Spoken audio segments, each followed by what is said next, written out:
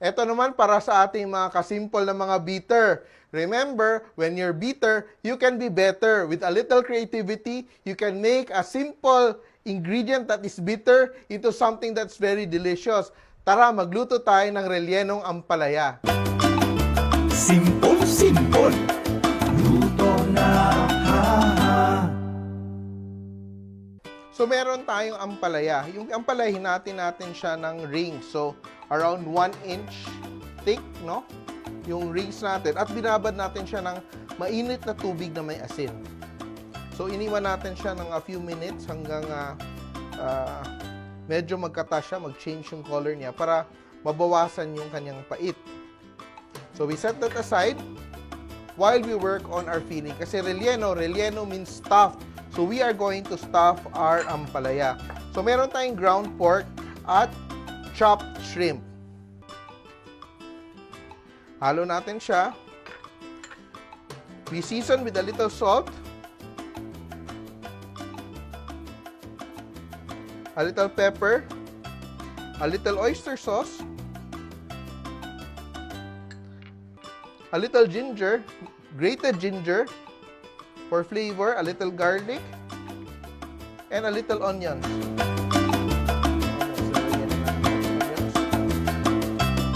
Mix natin siya. And 1 egg.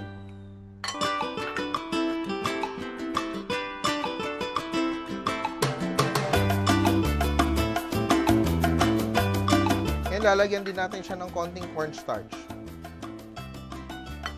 Mag-iwan tayo ng konting cornstarch later para sa ating sauce, to thicken our sauce. And remember, always when you're working with minced meat, kagaya nito, maginiling, and we want to bind it, we have to mix it vigorously, no? We mix it properly hanggang magkaroon siya ng pasty consistency.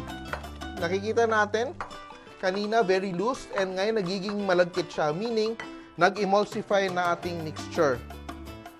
Lagyan ko din ng konting sugar. It's already sticking with each other beautifully. Yan. And now we put our minced carrots. So, bali gumagawa lang tayo ng parang stuffing niya na giniling. Parang pang bola-bola or pang palaman ng wonton wrappers or anything, no? So, it's a very basic mixture. You can even use this to make siomai. You can wrap it in wonton wrappers and steam into siomai. So, ito na yung ating ampalaya na ating drain at wipe yung mga excess niya na liquid. So, ito yung filling natin, ito yung bitter. So, filling bitter. No? So, stuff natin lang yung ating ampalaya with our ground meat.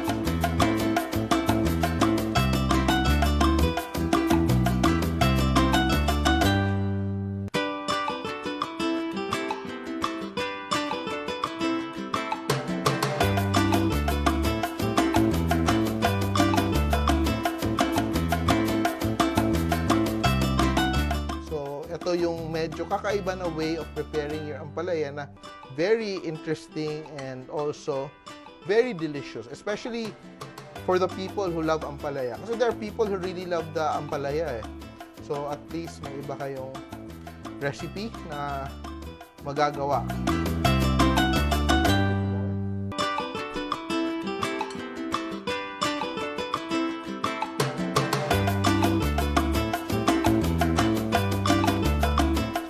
Dredge our stuffed ampalaya in a little cornstarch. When we're done, we begin to fry the ampalaya pieces.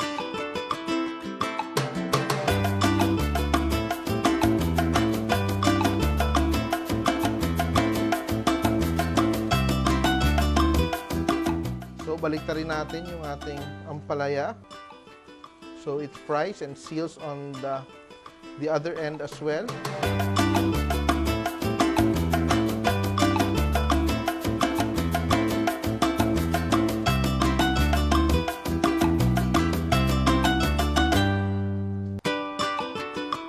So, ngayon na luto na yung ating ampalaya, we're gonna prepare the sauce on the same pan. So, we just have a bit of minced onions, sibuyas, konting sibuyas, a bit of bawang.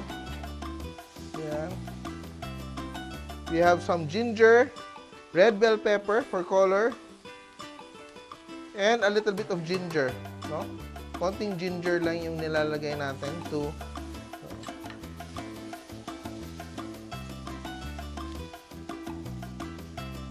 saute a little bit. And we have a little bit of chicken stock. We add our chicken stock.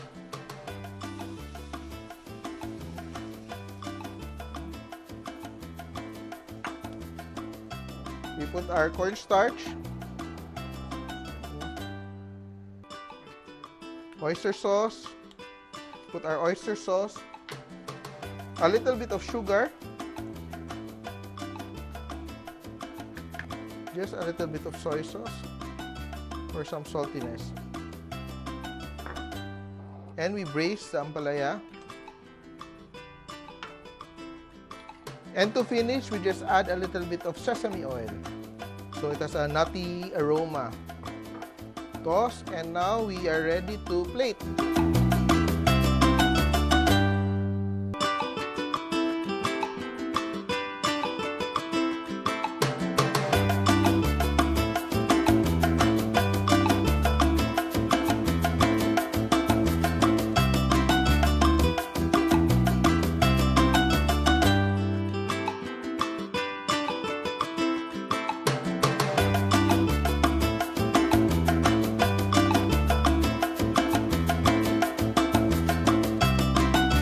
Relyenong Ampalaya, Simpol!